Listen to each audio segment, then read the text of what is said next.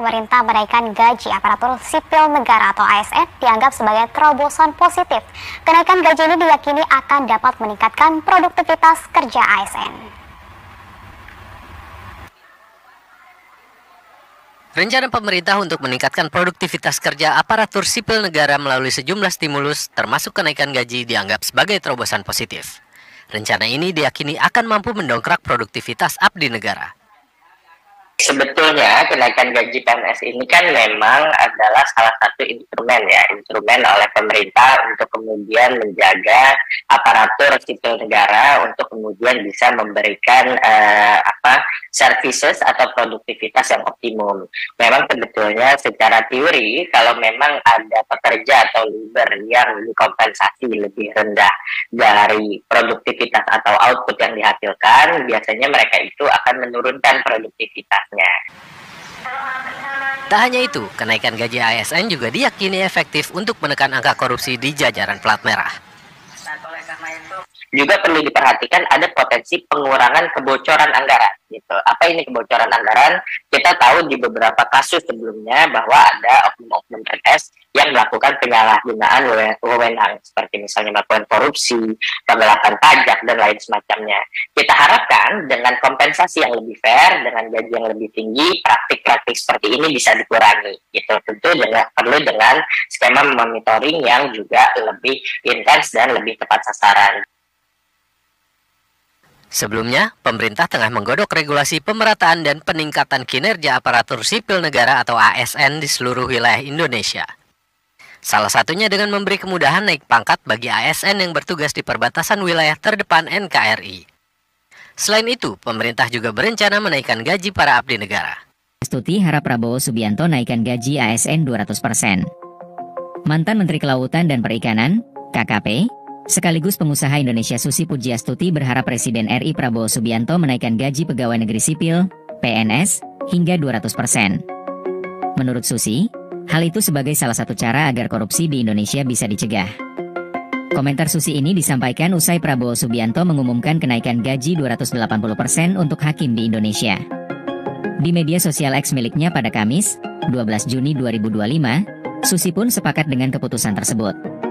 Bahkan menurut Susi, gaji polisi, TNI, dan aparatur sipil negara, ASN, juga harus naik 200%. Menurutnya, hal itu bisa sebagai upaya membuat ASN bekerja secara profesional lantaran pendapatannya kompatibel dengan swasta. Bila kita mau jujur, realistis dan berbenah untuk nantinya bisa menghentikan mengurangi korupsi secara drastis, numerasi gaji PNS, TNI atau Polri harus naik minimal 200% supaya layak dan kompatibel dengan swasta, usulnya.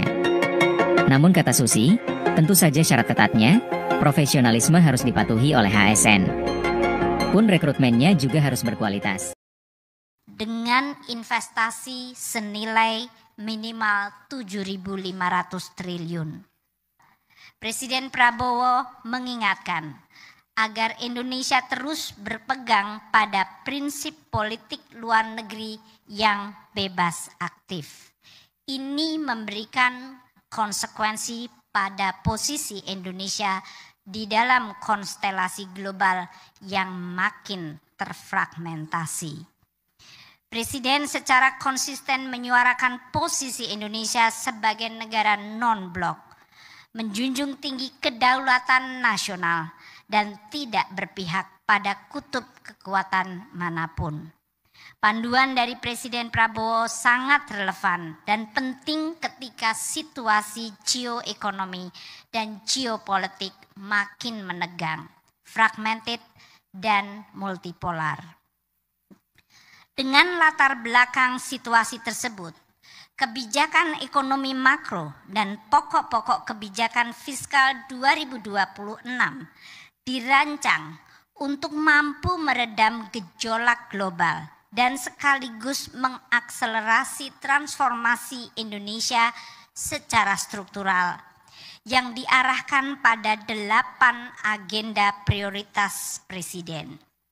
Ketahanan pangan, ketahanan energi, makan bergizi gratis, mewujudkan pendidikan bermutu, kesehatan yang berkualitas, pemberdayaan desa, koperasi, dan UMKM, pertahanan semesta, serta akselerasi investasi dan perdagangan global.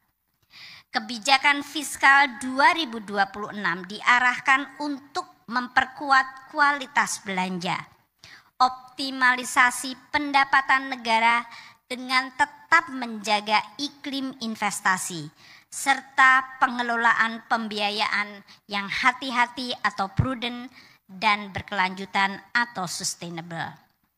Prinsip efisiensi dan efektivitas menjadi roh utama di dalam alokasi anggaran 2026. Pimpinan dan anggota Dewan yang kami hormati, pemerintah mencermati secara seksama pandangan dan catatan fraksi-fraksi DPR. Pemerintah juga menyambut baik dorongan untuk menjaga kesehatan fiskal dan tetap memberikan ruang kebijakan yang cukup bagi percepatan transformasi ekonomi.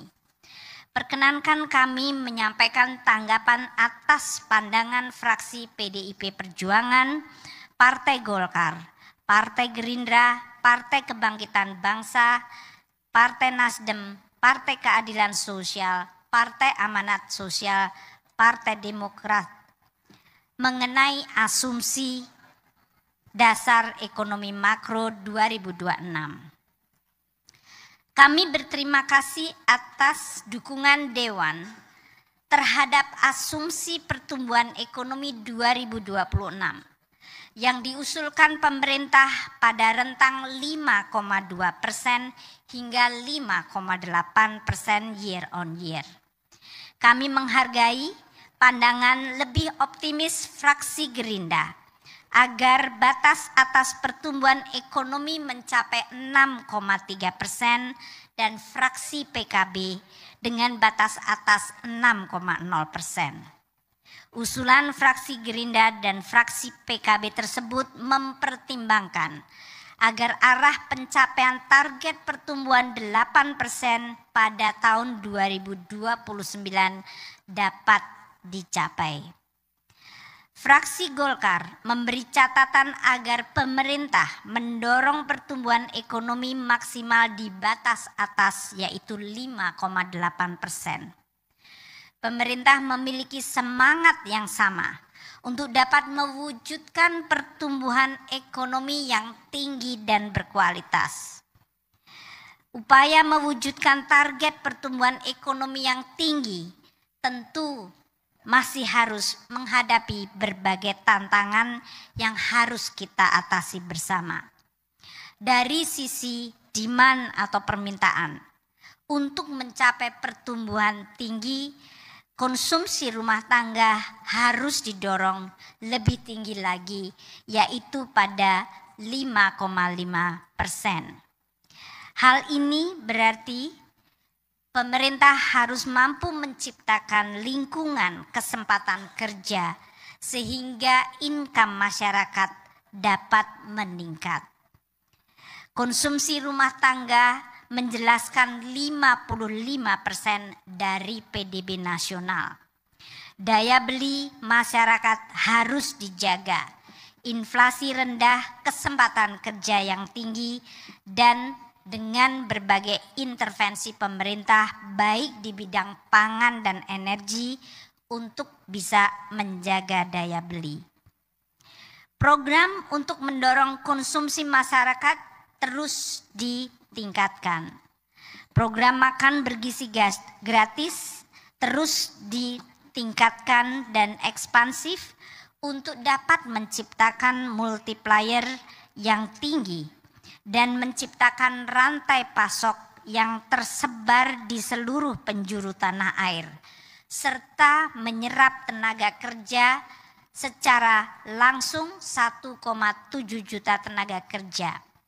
Program strategis lain seperti pembangunan koperasi Desa Merah Putih dengan target 80.000 koperasi, penyaluran kredit usaha rakyat bagi 2,3 juta debitur, serta program perlindungan sosial seperti PKH, kartu sembako, bantuan subsidi upah, dan program lainnya akan dilaksanakan untuk menjaga daya beli masyarakat, terutama kelompok rentan.